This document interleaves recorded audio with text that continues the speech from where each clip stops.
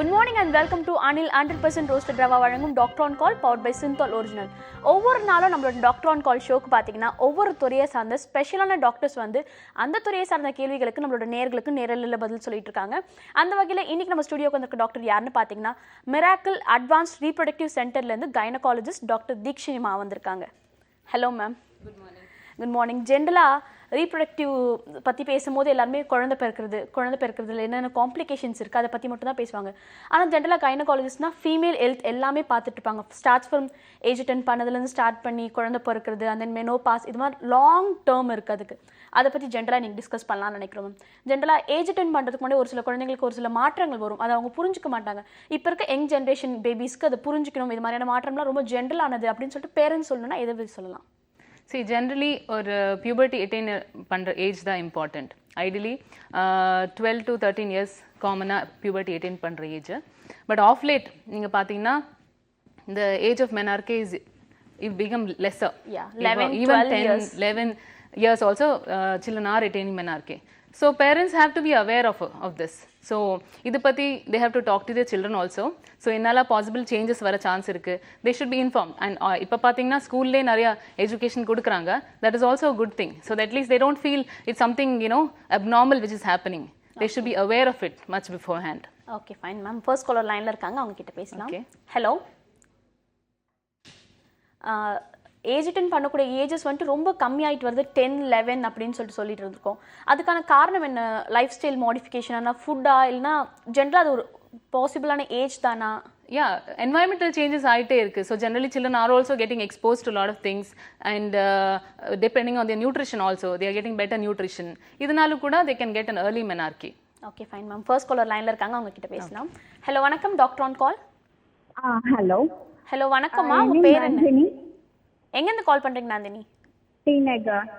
Okay Nandini, ma'am லைனில் தான் இருக்காங்க, நீங்கள் மேம் கிட்ட பேசலாம். ஓகே. ஹலோ. ஹலோ, சொல்லுங்கம்மா. மேம், ஆக்சுவலி என்னோட சிஸ்டர் ஒருத்தவங்களுக்கு வந்து 3 months பேக் எண்டோமெட்ரியோசிஸ் சிஸ்ட் இருக்குன்னு சொல்லிட்டு லேப்ரோஸ்கோபிக் மூலமாக வந்து ரிமூவ் பண்ணாங்க. ஓகே. ஓகேங்களா. அதுக்கப்புறம் ஒரு 3 months வந்து ஒரு ஹார்மோன் இன்ஜெக்ஷன் வந்து போட்டிருந்தாங்க அவங்களுக்கு, இந்த மாதிரி சிஸ்ட் வராம இருக்கிறதுக்காக. பட் அதையும் திருப்பி அவங்களுக்கு வந்து 2 சென்டிமீட்டர் வரைக்கும் அந்த சிஸ்ட் வந்துச்சு. இந்த மந்த் போயிட்டு அவங்களுக்கு பீரியட்ஸ் வரல. ஸோ சொல்லிட்டு இந்த மந்த் போயிட்டு செக் பண்ணும்போது சிஸ்ட் வந்துடுச்சு அப்படின்னு சொன்னாங்க. எனக்கு என்ன டவுட்னா, இந்த சிஸ்ட் வந்து வந்துகிட்டே இருக்குமா, இல்லை ஒரு வாட்டி லேப்ரோஸ்கோபிக் பண்ணி தான் அதை ரிமூவ் பண்ணுமா, இல்லை டேப்லெட் மூலமாவே அதை கரைக்கலாமா, இல்லை வளர விடாம பண்ணலாமான்றது தான். சரி, நீங்கள் எண்டோமெட்ரியோசிஸ் சிஸ்ட் ஐடியலி கம்ப்ளீட்டாக ரிமூவ் பண்ணுறது கொஞ்சம் கஷ்டம். ஐசோலேட்டட் சிஸ்ட்னு சொல்லுவாங்க. அப்படின்னா ஒரே ஒரு சிங்கிள் சிஸ்ட் இருந்துச்சுன்னா அதை ரிமூவ் பண்ணால் chance of recurrence is little less. But ஜென்ரலாக ஓவராலாக எண்டோமெட்ரியோஸ் இருந்துச்சுன்னா திரும்பி வர சான்ஸே இருக்குது. அந்த 3 doses இன்ஜெக்ஷன் எது கொடுத்துருக்காங்கன்னா அந்த சிஸ்ட் கொஞ்சம் சப்ரெஸ் பண்ணுறதுக்கு. பட் எண்டோமெட்ரியோசிஸ் கண்டிப்பாக வராமல் இருக்காதுன்னு சொல்ல முடியாது. Okay, but generally 2 centimeter cyst irukanaala it is not a big thing. You don't have to do any surgery for that as of now. Okay, just monitor repeated scans la paathukalam. By chance adoda size romba perusaachina andha time la ena treatment ena thevenda pannikalam. But tablet moolama kuda complete cure pandrathu it is almost not possible. That is the problem with endometriosis.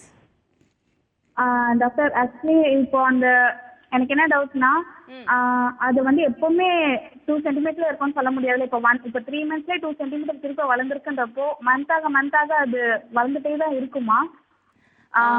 அது வளர chance இருக்குமா? என்ன age அவங்களுக்கு? 28. கல்யாணம் ஆயிருக்கா? ஆயிடுச்சு, ஒரு baby இருக்கு. Okay okay. சரி, already she has got one child. Ideally அவங்க இன்னொரு சைல்டுக்கு வேணா சீக்கிரமா பிளான் பண்ணிட்டு முடிச்சிக்கலாம். பிகாஸ் எண்டோமெட்ரியோசிஸ் வராதுன்னு சொல்ல முடியாது. It can even become bad also. But 2 centimeter சிஸ்டுக்கு இப்போதைக்கு எதுவும் சர்ஜரி தேவையில்லை. she can complete her family. அதுக்கப்புறம் ஃபாலோ பண்ணிட்டு இன்னும் பெருசாச்சுன்னா அந்த டைம்ல சர்ஜரி பண்ணிக்கலாம். ஓகேம்மா, thank you so much for calling. அடுத்த நேயர்கிட்ட பேசலாம். ஹலோ, வணக்கம். Doctor on call. ஹலோ, நான் சங்கீதா பேசுகிறேன், ஈரோட்ல இருந்து. சங்கீதா, உங்க ஏஜ் என்ன சங்கீதா? 27 years ஆகுது. ஓகே சங்கீதா, டாக்டர் லைன்ல தான் இருக்காங்க, நீங்க டாக்டர் கிட்ட பேசலாம். சொல்லுங்க Sangeetha. Good morning madam. Good morning. நான் 8 months ப்ரெக்னெண்ட்டாக இருக்கேன். இப்போ ஸ்கேன் எடுத்ததுக்கு எனக்கு வந்து லிக்கர் வந்து எக்ஸஸ் இன் வால்யூம்னு காட்டுது. அதனால ஏதாவது ப்ராப்ளம் இருக்குமா டாக்டர்? எக்ஸசிவ் லைக்கர் இருக்கும்போது ஜெனரலி நாங்கள் சுகர் கொஞ்சம் கரெக்டாக இருக்கான்னு செக் பண்ணிக்கிற மாதிரி இருக்கும். உங்கள் டாக்டர் உங்கள் சுகர் லெவலில் நார்மலாக இருக்குன்னு சொல்லியிருந்தா இட் இஸ் ஓகே. ஓகே, ஒரு டைமுக்கு பேபிக்கு ஏதாவது கன்ஜெனிட்டல் ப்ராப்ளம் இருந்துச்சுன்னா கூட ஒரு டைம் பாலிஹைட்ராமியாஸ் இந்த மாதிரி வர சான்ஸ் இருக்கு. But it is not something very abnormal. கொஞ்சம் லைக்கர் அதிகமாக இருந்துச்சுன்னா ஒன்றும் பிரச்சனை இல்லை. ஒரு 5th மந்த் ஸ்கேன் பண்ணியிருக்காங்க, அது நார்மலாக இருக்கு. அதுக்கப்புறம் க்ரோத் ஸ்கேன் பண்ணியிருக்காங்க ஒரு 32 வீக்ஸ்ல, அது நார்மலாக இருக்கு. அப்புறம் உங்கள் சுகர்ஸ் எல்லாம் நார்மலாக இருந்துச்சுன்னா you don't have to really worry about it. இப்போ இது லிக்கர் வந்து இப்போ AFI வந்து 31 இருக்குங்க மேடம். இது கொஞ்சம் அதான் பாலிஹைட்ரானிஸ் தான் சொல்றாங்க. ஆமா, பாலிஹைட்ராமியாஸ் ஐடியல் ஒரு 15 இருந்துச்சுன்னா நார்மலா இருக்கும். But almost double the normal இருக்கு.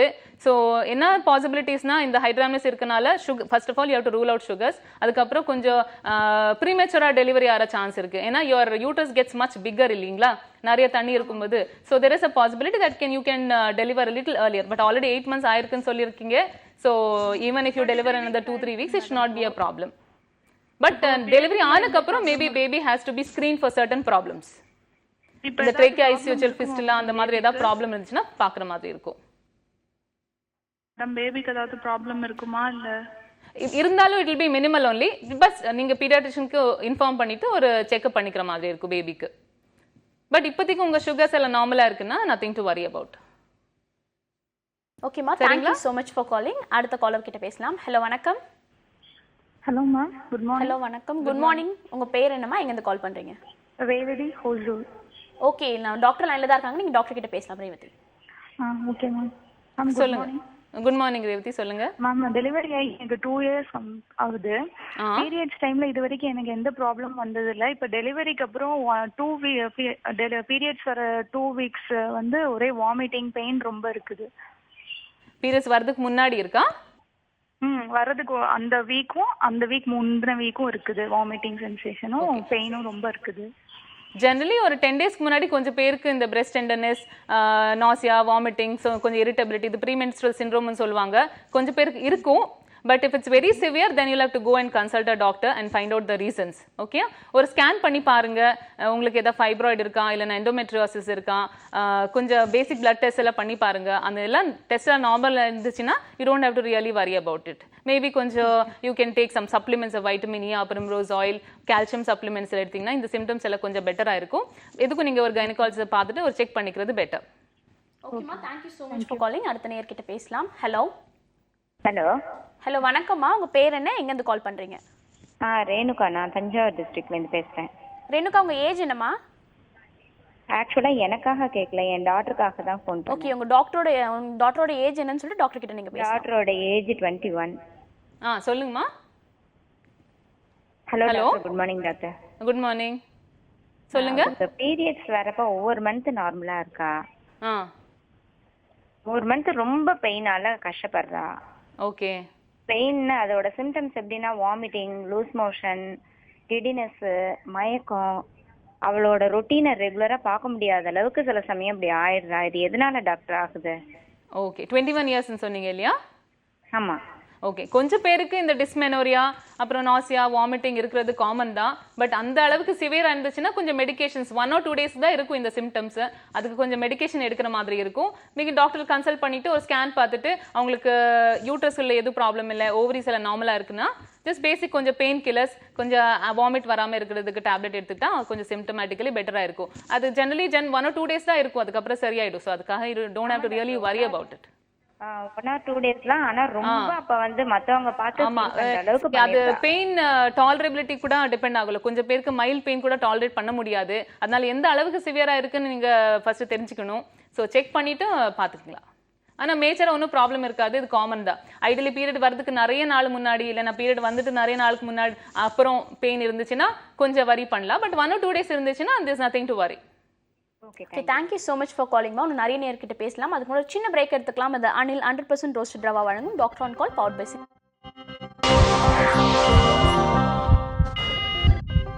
Welcome back to Anil 100% roasted rava வழங்கும் doctor on call powered by Cinthol original. Ma'am, இவ்வளோ நேரம் பார்த்தீங்கன்னா கேர்ள்ஸ்க்கு இருக்க நார்மலான ப்ராப்ளம் பற்றி பேசிட்டு இருந்தோம். இன்ஃபர்டிலிட்டி ரொம்ப பெரிய ப்ராப்ளமாக இருக்குது. ஜென்ரலாக நியூலி மேரிடாக இருந்தாலும் சரி, கொஞ்சம் ஏஜ் ஆகிட்ட பிறகும் சரி, குழந்தை இல்லைன்னா உடனே பேனிக் ஆகிடுறாங்க. என்னடா இது என்ன ப்ராப்ளமாக இருக்கும்னு சொல்லிட்டு அவங்களுக்கு எதை வச்சு ஸ்டார்ட் அப் பண்ணணுன்ற ஒரு ஐடியாவே இருக்காது. ஜென்ரலாக டாக்டர் கிட்ட பிளாங்காக போய் உட்காருவாங்க. அதுக்கான காரணங்கள் என்னவா இருக்கும்? ஓகே ஜெனரலி நீங்கள் இட் டிபெண்ட்ஸ் ஆன் என்ன ஏஜில் கல்யாணம் பண்ணிப்பீங்க. ஜெனரலி யங் ஏஜில் கல்யாணம் பண்ணால் உடனே you don't have to see a doctor. Okay ideally 80% of the people conceive normally by the end of 1 year of unproductive intercourse after marriage. Okay 1 yearல கூட ப்ரெக்னென்சி வரலன்னா you can just go consult doctor. பேசிக்கான test பண்ணிக்கலாம். Okay இப்போ மேலுக்கு பார்த்தீங்கன்னா ஒரு semen analysis பண்ணிக்கலாம். ஃபீமேல்ஸ்க்கு பார்த்தீங்கன்னா அந்த ஓவரிஸ் எல்லாம் நார்மலாக இருக்கா, யூட்ரஸ் நார்மலாக இருக்கா, ஹெச்எஸ்டின்னு ஒரு டெஸ்ட் பண்ணிட்டு டியூபிள் பேட்டன்சி நார்மலாக இருக்கான்னு செக் பண்ணிக்கலாம். ஐடியலி இது எல்லாமே நார்மலாக இருந்துச்சுன்னா almost 80% of them can conceive normally by the end of 1 year. Okay இதில் ஏதாவது ப்ராப்ளம் இருக்குது, செமன் கவுண்ட் கம்மியாக இருக்குது, இல்லைனா ஓவுலேஷன் கரெக்டாக நடக்கல, இல்லைனா டியூபிள் பிளாக் இருந்துச்சுன்னா அதுக்கேற்ற மாதிரி ட்ரீட்மெண்ட் பண்ணுற மாதிரி இருக்கும். நிறைய பேர் கல்யாணம் ஆனே ஒரு 2-3 monthsலேயே கன்சீவ் ஆகலன்னு வந்து உட்காந்தா there is nothing much we can do at that time. You have to give time. இல்லை நான் சொன்ன மாதிரி 80% will conceive at the end of 1 year. So you have to wait till then. Okay. And family pressure kuda family also should understand that not ellaru kalyanam panna odane conceive aganum illa. Okay, so you can give them the time before you consult the doctor, but on the time it depends on your physique. You are overweight, you are not regularly menstruating, you have obvious problem irundhuchina generally you should go and consult a doctor and find out what is the solution for this. Okay நார்மலான cycle இல்லாம நம்மளோட period cycle வந்து கொஞ்சம் delay ஆச்சுன்னா நம்ம கொஞ்சம் panic ஆகலாம். மற்றபடி ரெகுலர் சைக்கிள் ரெகுலர் டயட் இருக்கவங்க இதை பத்தி கவலைப்பட வேண்டிய அவசியம் இல்லைன்னு டாக்டர் சொல்லியிருக்காங்க. ஒரு நேர் லைன்ல காத்துட்டு இருக்காங்க, அவங்க கிட்ட பேசலாம். ஹலோ ஹலோ ஹலோ வணக்கம்மா, உங்க பேர் என்ன, எங்கேருந்து கால் பண்றீங்க? நாங்க திருச்சியிலேருந்து கால் பண்றோம். உங்க பேருமா? தாஜ் நிஷா. ஓகே டாக்டர் லைன்ல தான் இருக்காங்க. தாஜ் நிஷா, நீங்க பேசலாம். குட் மார்னிங்மா, சொல்லுங்க. எனக்கு வந்து கல்யாணம் ஆகி 11 வருஷம் ஆகுது. எவ்வளோ வருஷம்? 11 வருஷம். ஓகே 10 வயசுல பாப்பா இருக்கா. ம் திருப்பி 3 தடவை மிஸ்டர் அபார்ஷன் ஆயிடுச்சு. 3 தடவை மிஸ்டர் அபார்ஷன் ஆயிடுச்சா? ஆமா, எல்லா செக்கப்பும் பண்ணுவோம், எல்லாமே நார்மல். ஓகே எங்க ஹஸ்பண்ட் வந்து துபாயில இருக்காங்க. ஆ இப்ப வந்து வந்திருந்தாங்க, இப்ப திருப்பி போயிட்டாங்க. இந்த தடவை வந்து பீரியட் 4 நாள் லேட் ஆயிடுச்சு. ம் காலையில மார்னிங் யூரின் டெஸ்ட் பண்ணி பார்த்தா நெகட்டிவ்னு வந்துச்சு. ஓகே அதான் சான்ஸ் இருக்கா இல்லையான்னு சொல்லி கேட்போம். ஓகே ஓகே மிஸ்டர் அபார்ஷன் எந்த வாரத்து ஆகும்தாமா? எத்தனை மாசத்து உங்களுக்கு மிஸ்டர் அபார்ஷன் ஆகுது? ஃபர்ஸ்ட் தடவை வந்து 3 மாசத்துல ஆச்சு. ஹார்ட் பீட் எல்லாம் வந்துதா? ஹார்ட் பீட்லாம் வந்துட்டு ஆச்சு. ஓகே திருப்பி 2 டைம் வந்து ஹார்ட் பீட்லாம் வரல. 6 weeks 5 weeksல வந்து ஆயிடுச்சு.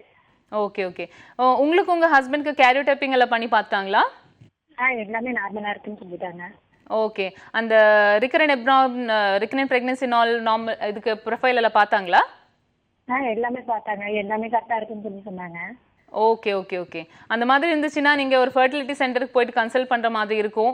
எதுக்கு இந்த மாதிரி ரிகரண்ட் ப்ரெக்னன்சி லாஸ் வருது, ஹிஸ்ட்ரோஸ்கோபி லேப்ரோஸ்கோபி பண்ணி பார்க்கணும். யூட்ரஸ் நார்மலாக இருக்கா, ஸ்ட்ரக்சரே நார்மலாக இருக்கா, யூட்ரஸ்குள்ளே நார்மலாக இருக்கான்னு எல்லாம் செக் பண்ணுற மாதிரி இருக்கும்.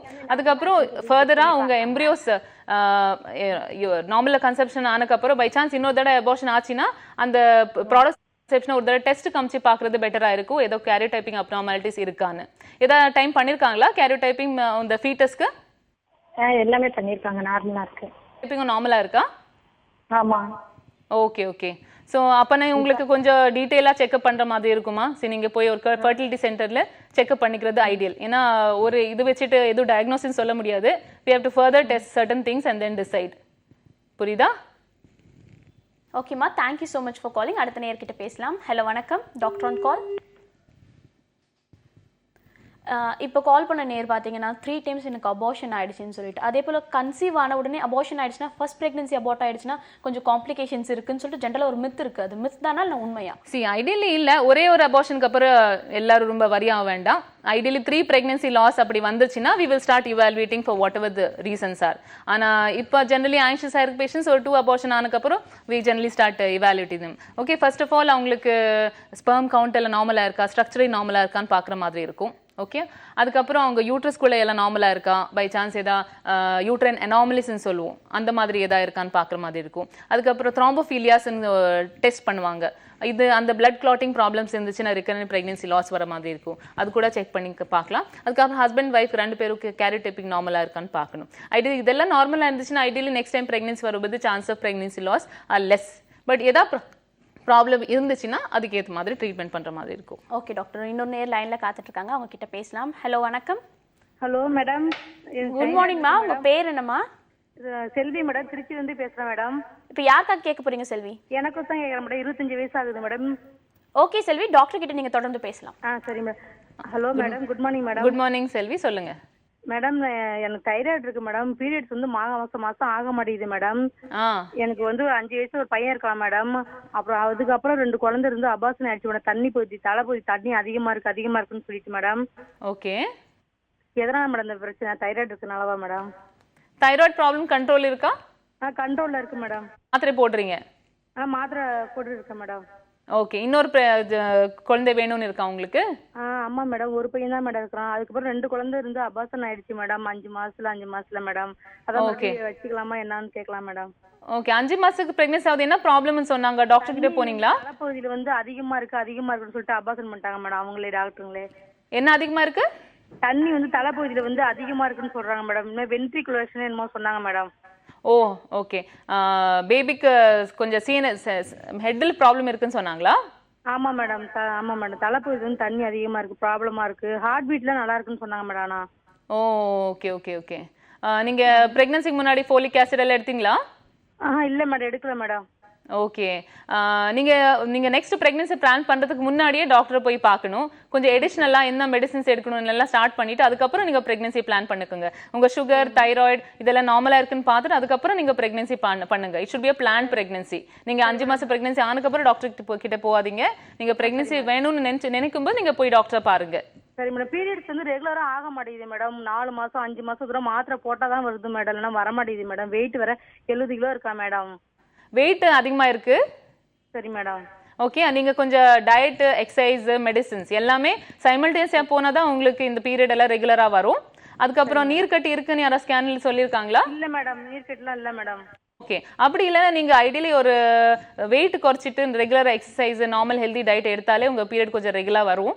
நீங்க பீரியட் ரெகுலர் வந்ததுக்கப்புறம் நீங்க பிரெக்னன்சி கொஞ்சம் பிளான் பண்ணுங்க. இட் இஸ் 5 இயர்ஸ் குழந்தை இருக்கு, உங்களுக்கு 25 இயர்ஸ் தான் ஆகுது. 1 இயர் கூட வெயிட் பண்ணிட்டு நீங்க எல்லாம் நார்மலைஸ் பண்ணிட்டு அதுக்கப்புறம் நெக்ஸ்ட் பிரெக்னன்சி பிளான் பண்ணிக்கலாம். ஓகேம்மா, thank you so much for calling. அடுத்த பிரெக்னன்சி நீங்கள் பிளான்டு ப்ரெக்னன்சியாக பண்ணுறது ரொம்ப நல்லதுன்னு டாக்டர் சொல்லியிருக்காங்க. அடுத்த நேயர்கிட்ட பேசலாம். ஹலோ, வணக்கம். Good morning. குட் மார்னிங்மா, உங்கள் பேர் என்ன? என் பேர் மதனவள்ளி மேடம். எங்கேருந்து கால் பண்ணுறீங்க மதனவள்ளி? நான் வந்து நாகப்பட்டினம் டிஸ்ட்ரிக்ட் மேடம். ஓகே மதனவள்ளி, நீங்கள் கொஞ்சம் ஃபோனில் கான்சென்ட்ரேட் பண்ணி பேசுங்க. டாக்டர் லைனில் தான் இருக்காங்க, நீங்கள் டாக்டர் கிட்ட பேசலாம். Okay madam. சொல்லுங்கம்மா. Hello madam. ஹலோ, சொல்லுங்க. எனக்கு வந்துட்டு 1.5 வயசுல ஒரு குழந்தை இருக்கு மேடம். ஓகே. எனக்கு வந்து அதுக்கப்புறம் நான் கன்சீவா இருந்ததா நான் வந்துட்டு செக் பண்ணி பார்த்தேன். இப்போ டாக்டர் கிட்ட நான் போயிட்டு வேணான்னு சொல்லிட்டு தான் அதை அபார்ட் பண்றதுக்காக டேப்லெட் கொடுத்தாங்க. அது நான் முடிச்சது. கால் கட் ஆயிடுச்சு மேம். அவங்க சொல்றது என்னன்னா, ஃபர்ஸ்ட் ஆஃப் ஆல் அவங்க சொல்றதே is a history. 1.5 years baby இருக்கு. she shouldn't have ideally planned. she should have used some contraception to prevent a pregnancy இல்லையா? அந்த மாதிரி இருக்கும்போது her health is also going to get upset. அதுக்கப்புறம் அபார்ஷனால நிறைய bleeding வரலாம், ப்ராப்ளம்ஸ் வர சான்ஸ் இருக்கு. ஸோ எல்லாருக்கும் என்ன சொல்றேன்னா, ஐடியலி ஒரு அட்லீஸ்ட் ஒரு 2.5 years கேப் கொடுத்துட்டு தான் you should plan for next pregnancy. எத்தனையோ options are there for contraception. அந்த பெனிஃபிட்டை எல்லாரும் யூட்டிலைஸ் பண்ணிக்கணும். Okay fine. அடுத்த நேயர்கிட்ட பேசலாம் டாக்டர். ஹலோ, வணக்கம். ஹலோ. ஹலோ, குட் மார்னிங்மா. உங்க பேர் என்ன, எங்கேருந்து கால் பண்றீங்க? என் பேர் வள்ளி, பெரம்பூர்ல இருந்து கால் பண்றேன். வள்ளி, உங்க ஏஜ் என்னம்மா? எனக்கு 23. ஓகே, டாக்டர் லைன்ல தான் இருக்காங்க வள்ளி, நீங்க டாக்டர் கிட்ட பேசலாம். Hello, good morning doctor. Good morning Valli, சொல்லுங்க. நான் இப்போ பிரெக்னெண்டா இருக்கேன். இது என்னோட 8th month. Okay. Next week வந்து 30th week ஸ்கேன் பண்ண சொல்லியிருக்காங்க. ஓகே. எனக்கு 3rd month வந்து பிளட் டெஸ்ட் பண்ணாங்க, அப்போ தைராய்டு இல்ல. 5th month again blood test பண்ணோம், அப்போ வந்து தைராய்டு ரொம்ப அதிகமா இருக்கு அப்படின்னு சொல்லியிருந்தாங்க. உங்களுக்கு தைராய்டு அதிகமா இருக்கா? ஆமா, தைராய்டு ரொம்ப அதிகமா இருக்குன்னு சொல்லியிருந்தாங்க. ஓகே. நான் இப்ப தைராய்டு 25 mg வந்து டேப்லெட் சாப்பிட்டுட்டு இருக்கேன். பட் 3 months சாப்பிடுறேன், ஒண்ணுமே கண்ட்ரோல் இல்ல. லாஸ்ட் 1 month 50 mg மாத்தினாங்க, அப்பயும் தைராய்டு கண்ட்ரோல்ல இல்ல. ஓகே. நீங்க தைராய்டு கொஞ்சம் டோஸ் ஏத்துற மாதிரி இருக்கும். ஐடியலி உங்க பேபி இப்போ உங்க தைராய்டு ஹார்மோனா ரொம்ப டிபெண்டா இருக்காது. Okay, baby is independent of your thyroid. Okay, at least கொஞ்சம் கண்ட்ரோல் வச்சுக்கிற மாதிரி நீங்க டெலிவரி ஆற வரைக்கும் அட்லீஸ்ட் கொஞ்சம் டோஸ் இன்க்ரீஸ் பண்ணிட்டு அதுக்கப்புறம் திரும்பி செக் பண்ணிட்டு நீங்க டோஸ் அட்ஜஸ்ட் பண்ணிக்கலாம். டோஸ் நீங்க 75 ஆனாலும் 100 ஆனாலும் எடுத்தா கூட ஒன்றும் பிரச்சனை வராது. உங்க தைராய்டு இன்க்ரீஸ் டோஸ் எடுத்துட்டு கண்ட்ரோல் பண்ணிக்கலாம், ஒன்றும் ப்ராப்ளம் இல்லை. இப்போ இந்த தைராய்டுனால பேபி கண்டிஷன் எதுவும் ப்ராப்ளம் வராதுல்ல டாக்டர்? ஐடியலிக்கு வரக்கூடாது. ஆனால் சப்ளிமெண்ட் கொடுத்துருக்காங்க இல்லையா, உங்கள் கண்ட்ரோல் வர வரைக்கும் நீங்கள் கொஞ்சம் டோஸ் இன்க்ரீஸ் பண்ணிவிட்டு அதுக்கப்புறம் வேணால் நீங்கள் அப்புறமா பார்த்துக்கலாம். இதனால பேபிக்கு கொஞ்சம் டெலிவரி ஆனதுக்கப்புறம் பேபிக்கு தைராய்டு ஸ்க்ரீனிங் எல்லாம் பண்ணிட்டு பார்க்கணும், பார்த்துட்டு டிசைட் பண்ணிக்கலாம். பட் ஆல்ரெடி ரெக்கக்னைஸ் பண்ணிட்டு ட்ரீட்மெண்ட் பண்ணியிருக்காங்க, அதனால ப்ராப்ளம் இருக்கக்கூடாது. Okay doctor. ஆக்சுவலா இப்போ என்னன்னா இந்த தைராய்டு வந்து பிரெக்னன்சி டைம் தைராய்டு இது உங்களுக்கு பிரெக்னன்சிக்கு அப்புறம் கண்ட்ரோல் ஆயிடும் அப்படின்னு சொல்லி டாக்டர் சொல்லியிருந்தாங்க. ஐடியலி பிரெக்னன்சி டைம்ல கொஞ்சம் அதிகமா ரிக்வயர்மெண்ட் இருக்கும். நார்மலியா நாங்க நான் பிரெக்னன்ட் ஸ்டேட்ல இருக்க கட் ஆஃப் லெவல் வேணா பிரெக்னன்சில இன்னும் கம்மியா நாங்க யூட்டிலைஸ் பண்ணிக்கிறோம். இப்போ டிஎஸ்ஹெச் லெவல் பாக்குறோம் 5 நார்மல் நான் பிரெக்னன்ட் ஸ்டேட்ல 5 பாத்தீங்கன்னா நாங்க ஆல்மோஸ்ட் 2.5 வச்சுக்கிறோம் பிரெக்னன்சி டைம்ல. ஸோ பேபிக்கு கொஞ்சம் எக்ஸ்ட்ரா டோஸ் தேவை இருக்கனால we'll have to add on some extra dose. ஓகேம்மா, தேங்க்யூம்மா, thank you so much for calling. Doctor இவ்வளோ நிறைய பேர் கால் பண்ணி நிறைய விதமான கேள்விகள் கேட்டாங்க, எல்லாருக்குமே ரொம்பவே தெளிவாக பதில் சொன்னீங்க. Thank you so much for coming. Thank you very much for having me on the show. And ஒரு சின்ன அனௌன்ஸ்மெண்ட், எங்கள் miracle advance reproductive centre Chennai கீழ்பாக்கில் we are having a free fertility camp. தேவை இருக்கிறவங்க இந்த ஆப்பர்ச்சுனிட்டி யூட்டிலைஸ் பண்ணிக்கலாம். பேசிக்கான blood test, semen analysis, scan இதெல்லாம் ஃப்ரீயாக பண்ணிட்டு இருக்கோம். அட்லீஸ்ட் உங்கள் ப்ராப்ளம் என்னன்னு தெரிஞ்சிக்கலாம், அதுக்கப்புறம் வேணால் நீங்கள் ட்ரீட்மெண்ட் டிசைட் பண்ணிக்கலாம். So I request all of you to utilize this opportunity. Okay, date என்ன டேட்டில்? November 19th and 20th. Okay fine ma'am, நல்ல ஒரு அனௌன்ஸ்மெண்ட்டும் கொடுத்துருக்கீங்க, நிறைய பேருக்கு நிறைய கொஸ்டின்ஸ்க்கு பதிலும் சொல்லியிருக்கீங்க. Thank you so much for coming. Okay, thank you ma'am. இந்த ஆஃப் அன் ஹவர் ஃபுல்லாக நிறைய விஷயங்கள் நம்ம கேட்டு தெரிஞ்சுக்கிட்டோம். அடுத்த ஆஃப் அன் ஹவரில் பார்த்தீங்கன்னா ஆர்த்தோபெடிக் சர்ஜனை நம்ம மீட் பண்ண போகிறோம். அதுக்கு முன்னாடி ஒரு சின்ன பிரேக் எடுத்துக்கலாம். இது அனில் 100% ரோஸ்டட் ரவா வழங்கும் doctor on call powered by Cinthol original.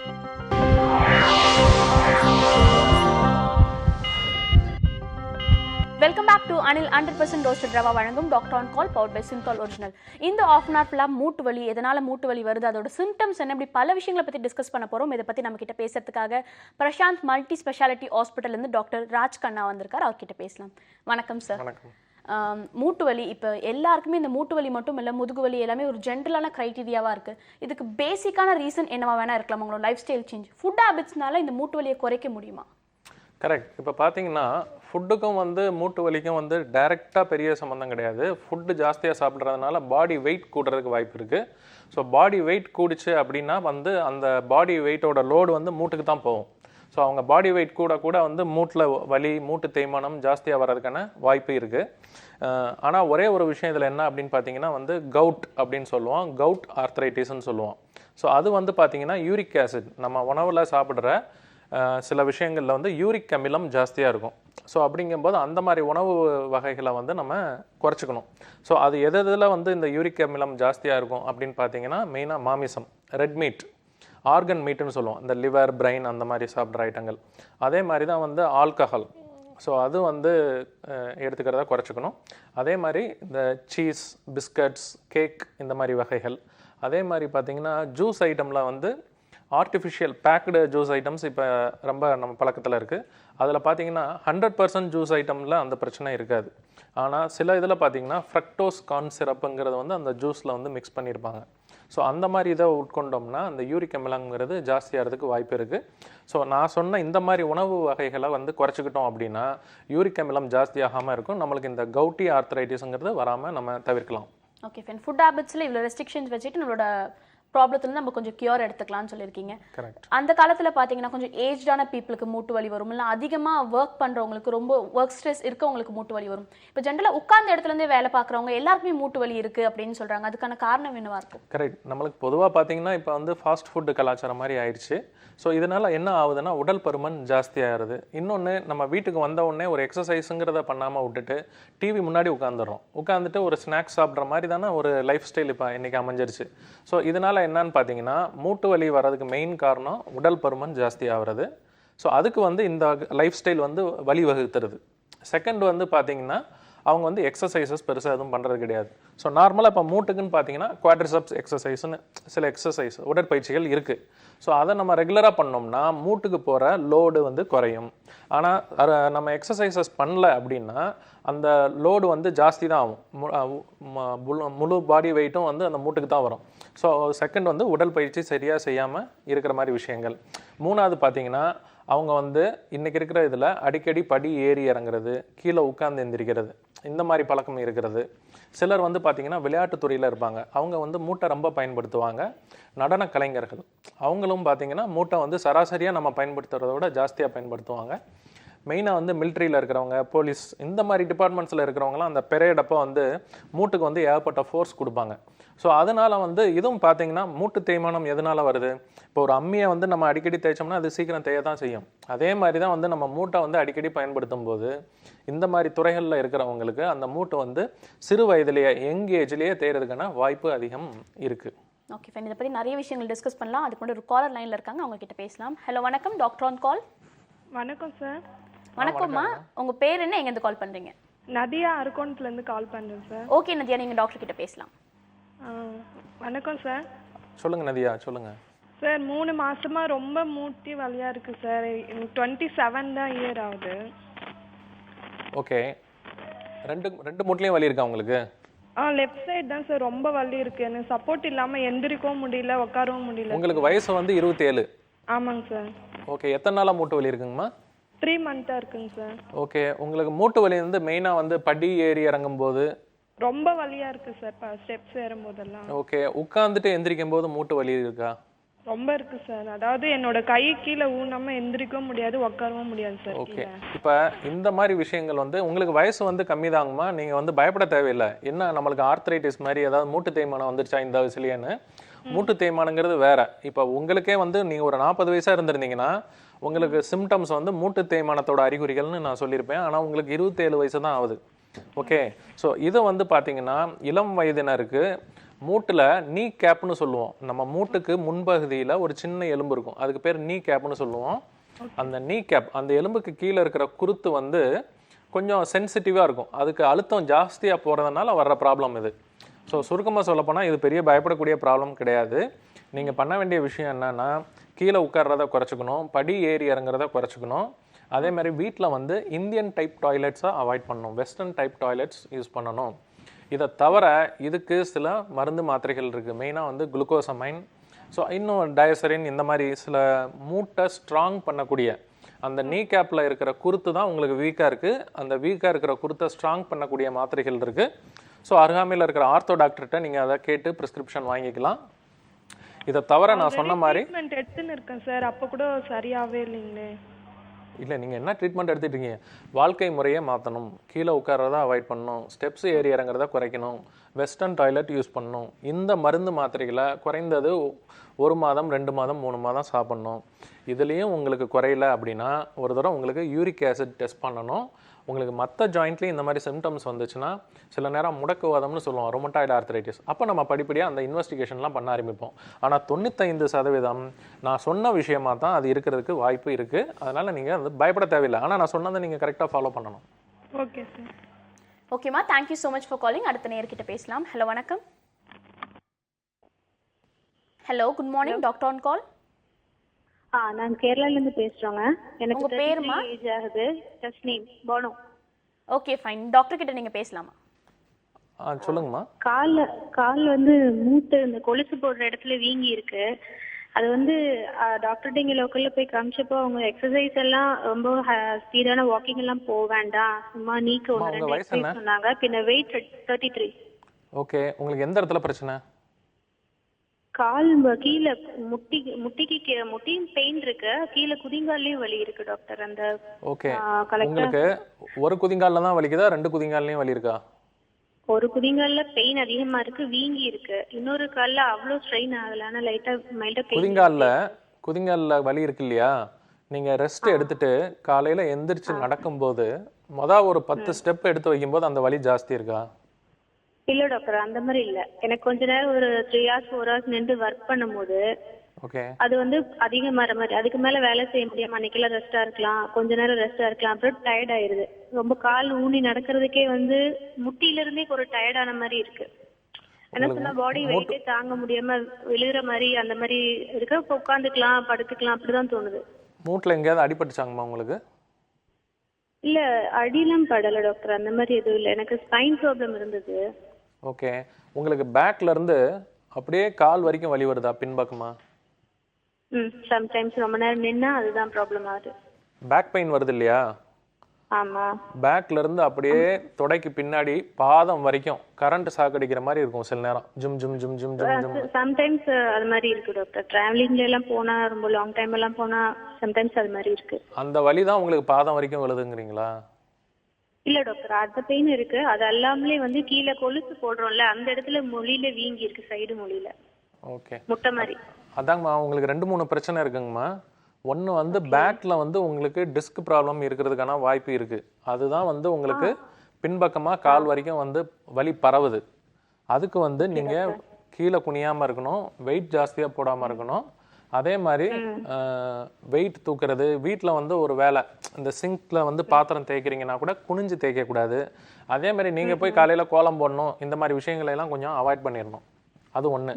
Second வந்து உங்களுக்கு பாதத்தில் பின்பக்கமாக அந்த சைடில் வீங்கிருக்குன்னு சொல்கிறீங்க. ஒரு தடவை யூரிக் ஆசிட் டெஸ்ட் வேணா பண்ணுங்க. சில நேரம் நீங்கள் வந்து போடுற ஸ்லிப்பர்ஸ் வந்து சாஃப்டான ஸ்லிப்பர்ஸாக இருக்கணும். இன்னொன்று, உங்களுக்கு தட்டை பாதம் இருக்கான்னு பார்க்கணும். பெண்களுக்கு வந்து பெரும்பாலும் பார்த்தீங்கன்னா பாதத்தில் ஆர்ச்சுங்கிறது வந்து இருக்காது, அது தட்டையாக இருக்கும் பாதம். அப்படி பாதம் தட்டையாக இருந்தால், அப்படி இருந்தாலும் வந்து மூட்டு வலி வரலாம். ஸோ அப்படி தட்டை பாதம் இருக்கிறவங்களுக்கு ஸ்லிப்பரில் ஆர்ச் வச்ச ஸ்லிப்பர்ஸ் யூஸ் பண்ணணும். வீட்டுக்குள்ளேயும் யூஸ் பண்ணணும், வீட்டுக்கு வெளியவும் யூஸ் பண்ணணும். ஸோ இத்தனை விஷயம் இருக்குங்கம்மா.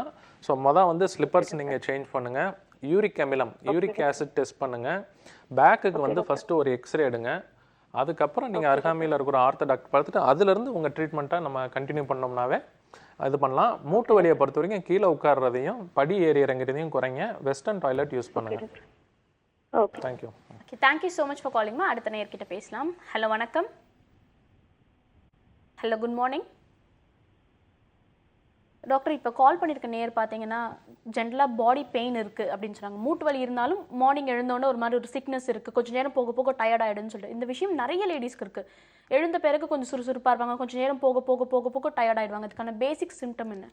இது வந்து 2-3 ஆங்கிளில் நம்ம திங்க் பண்ணலாம். ஒன்று வந்து பார்த்திங்கன்னா, நம்ம சாப்பிட்ற உணவு வகைகளே இப்போ ஹெல்த்தியான உணவு வகைகள் கிடையாது. செகண்ட் பார்த்திங்கன்னா, இந்தியாவில் பார்த்திங்கன்னா 80% பேர்த்துக்கு பார்த்திங்கன்னா விட்டமின் டி குறைபாடு இருக்குது. இதை வந்து ஆராய்ச்சி பூர்வமாக வந்து கட்டுரைகள் வந்து நம்மளுக்கு அறிவிக்கின்றன. ஸோ அப்படிங்கும்போது விட்டமின் டி குறைஞ்சாலும் இந்த மாதிரி மசில் பெயின் வரலாம், பாடி பெயின் வரலாம். இதை தவிர வந்து தைராய்டும் வந்து பரவலாக இருக்கக்கூடிய ஒரு விஷயம். தைராய்டு வந்து ஹார்மோன் கம்மியாக இருந்தாலும் அவங்களுக்கு பாடி பெயின் வரலாம். ஸோ இது வந்து ஆரம்பத்தில் தெரியாது. ஆரம்பத்தில் வந்து ஒரு மாதிரி சோம்பலாக இருக்கிற மாதிரி, பெயினாக இருக்கிற மாதிரி தான் தெரியும். நம்ம அந்த டெஸ்ட் பண்ணும்போது தான் அது உண்மையிலே என்ன விஷயங்கிறது தெரியும். சிலர் வந்து கொலஸ்ட்ரால் ஜாஸ்தியாக இருக்குங்கிறதுக்காக சில மாத்திரைகள் எடுப்பாங்க. அந்த மாத்திரைகள் எடுத்தால் கூட இந்த மாதிரி பாடி பெயின் வரலாம். ஸோ சுருக்கமாக இந்த மாதிரி விட்டமின் டி, தைராய்டு, இதை தவிர வந்து பாடியில் எனர்ஜியை கூட்டுறதுக்குன்னே சில மருந்து மாத்திரைகள் இருக்குது. அதுக்கெல்லாம் சைடு எஃபெக்ட்ஸ் பெருசாக கிடையாது. ஸோ எல்லாமே பார்த்திங்கன்னா விட்டமின் பேஸ்டு தான், ஃபுட் சப்ளிமெண்ட்ஸ் மாதிரி. ஸோ அதை வந்து நம்ம எடுத்துக்கணும். ஏன்னா இப்போ இந்த காலத்தில் வந்து நம்ம சாப்பிட்ற உணவு வந்து பேலன்ஸ்டு டயட்டு கிடையாது. எத்தனை பேர் காலையில் எந்திரிச்ச உடனே ஃப்ரூட்ஸ் சாப்பிட்றோம், இல்லை ஈவினிங் ஃப்ரூட்ஸ் சாப்பிட்றோம். ஸோ பாதி பேர் அதை பண்ணுறது கிடையாது. ஸோ அதுக்கு சப்ளிமெண்ட்டாலாம் நம்ம இந்த மாதிரி எடுத்துக்கிட்டோம்னா இந்த பாடி பெயின் இருக்கிறவங்க 3/4 பேருக்கு நான் சொன்னதை பண்ணிங்கனாலே அது வந்து கிளியர் ஆகிடும். Okay, fine. நிறைய பேர்கிட்ட இன்னும் நிறைய விஷயங்கள் டிஸ்கஸ் பண்ணலாம். அதுக்கு ஒரு சின்ன பிரேக் எடுத்துக்கலாம். இது அனில் 100% ரோஸ்டட் ரவா வழங்கும் doctor on call, powered by Cinthol original.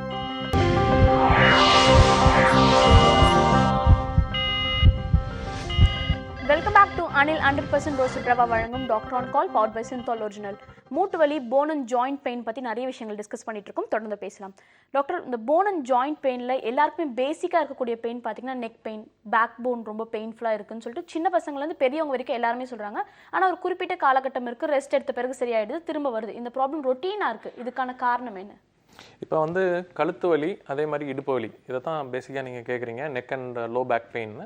So இந்த கழுத்து வலி, பேக் பெயின் வந்து அதிகமாக ஏன் வருது அப்படின்னு பார்த்தீங்கன்னா, நம்ம உடல் பாகங்கள்லேயே பார்த்தீங்கன்னா அசைவு ஜாஸ்தியாக இருக்கிற இடம் வந்து ஒன்று கழுத்து பகுதி, இன்னொன்று வந்து இடுப்பு பகுதி. ஒரு குனிறப்பையோ மற்ற அந்த நடுவில் இருக்கிற பகுதி வந்து ரொம்ப மூமெண்ட் இருக்காது. ஸோ அப்படிங்கும்போது அடிக்கடி அசைகிற பகுதிகள் தான் வந்து ஜாஸ்தியாக தேயக்கூடிய வாய்ப்பு இருக்குது. இப்போ எப்படி முழங்கால் மூட்டு ஜாஸ்தியாக தேயுது? ஏன்னா அதுக்கு அசைவு ஜாஸ்தி, அதேமாதிரி அதுக்கு போகிற லோடு ஜாஸ்தி. ஸோ அது மாதிரி தான் வந்து இந்த கழுத்துலேயும் பேக்லேயும் தேய்மானம் ஜாஸ்தியாக வர்றதுக்கான வாய்ப்பு இருக்குது. இப்போ மெயினாக வந்து ஃபஸ்ட்டு கழுத்து ப்ராப்ளம் அப்படின்னு நம்ம பார்த்தோம் அப்படின்னா, இன்றைக்கி வந்து லேப்டாப்பில் வந்து உட்காந்து வேலை பார்க்காதவங்களே கிடையாது. சில நேரம் இல்லத்தரசிகள் கூட பாதி நேரம் பார்த்தீங்கன்னா அவங்க சில நேரம் லேப்டாப்பில் வச்சு யூஸ் பண்ணுற மாதிரி இப்போ காலகட்டம் மாறிக்கிட்டு இருக்கு. அப்போ அவங்க கம்ப்யூட்டரை வந்து கரெக்டான பொசிஷனில் எப்படி வச்சுக்கிறது அப்படின்னு தெரிஞ்சுக்கிட்டா இந்த கழுத்து வலி வராமல் பாதுகாத்துக்கலாம். கழுத்து வலி இருக்கிறவங்க அது ஜாஸ்தி ஆகாமல் பார்த்துக்கலாம்.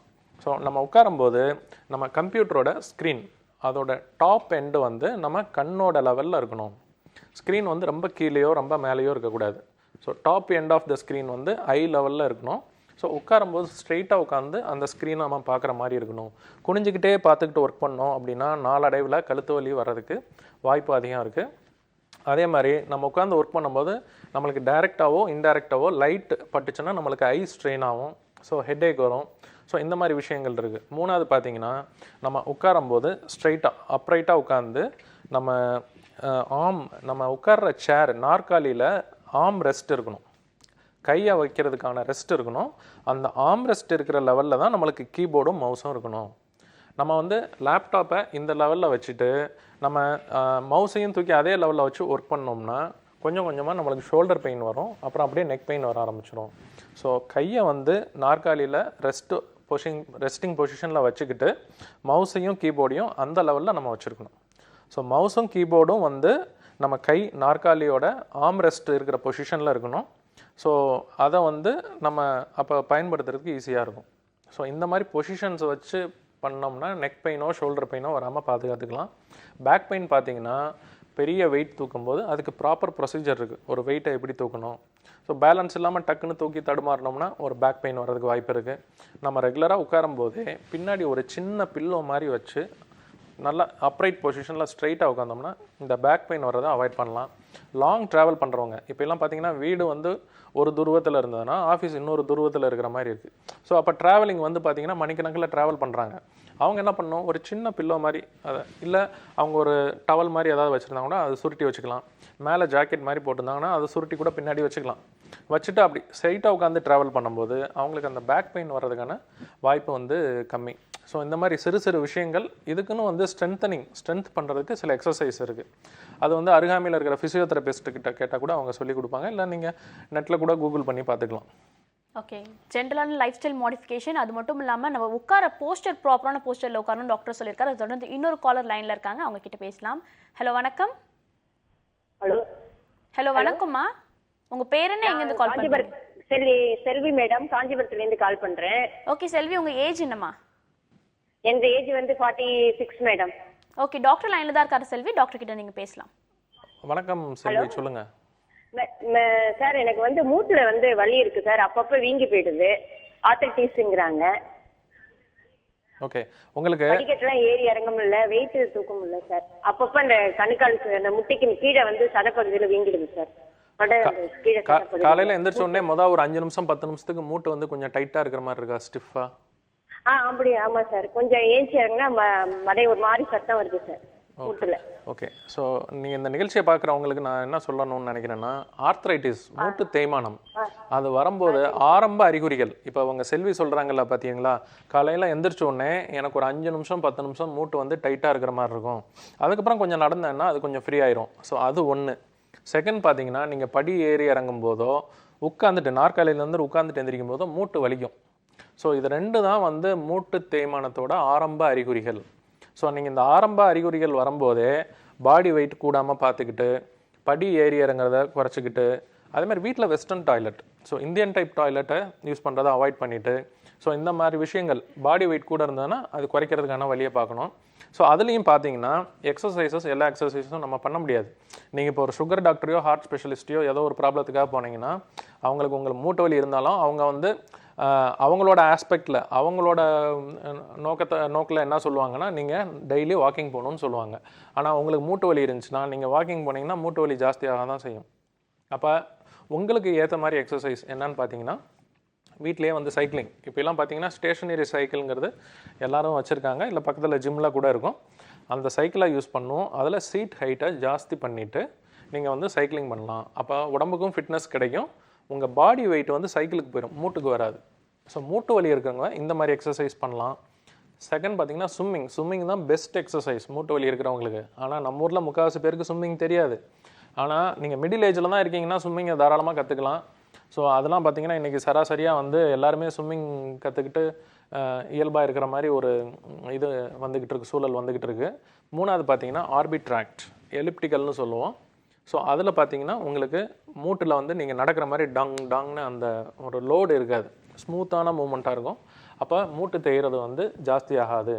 ஸோ சுருக்கமாக சொல்லப்போனால் ஸ்விம்மிங், சைக்கிளிங், ஆர்பிட்ராக்ட் இந்த மாதிரி உடற்பயிற்சிகளை தான் நீங்கள் பண்ணணுமே தவிர நீங்கள் ஜாகிங்கோ, வாக்கிங்கோ, ட்ரெட்மில்லோ இதை வந்து சுத்தமாக அவாய்ட் பண்ணணும். யோகா வந்து நல்ல விஷயந்தான். மூட்டு வலி இருக்கிறவங்க கீழே உட்காந்து நான் யோகா பண்ணுறேன்னு பண்ண ஆரம்பிச்சிங்கன்னா மூட்டு வலி ஜாஸ்தி ஆகிறதுக்கான வாய்ப்பு இருக்குது.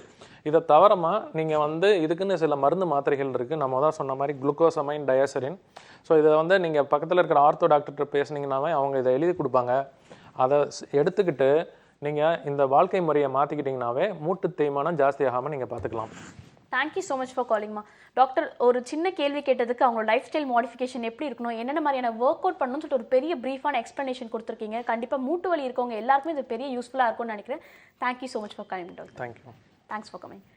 இந்த 1 hour ஃபுல்லாக நிறைய விஷயங்கள், நிறைய இன்ஃபர்மேட்டிவான விஷயங்கள், வீட்டில் இருந்தபடியே நீங்கள் உங்கள் ஹெல்த்தை எப்படி பாதுகாத்துக்கலாம்னு தெரிஞ்சிருப்பீங்க. இதே மாதிரி நாளைக்கும் பல இன்ஃபர்மேட்டிவான விஷயங்களோட உங்களை சந்திக்கிறேன். Until then, this is Kritika telling bye from you all.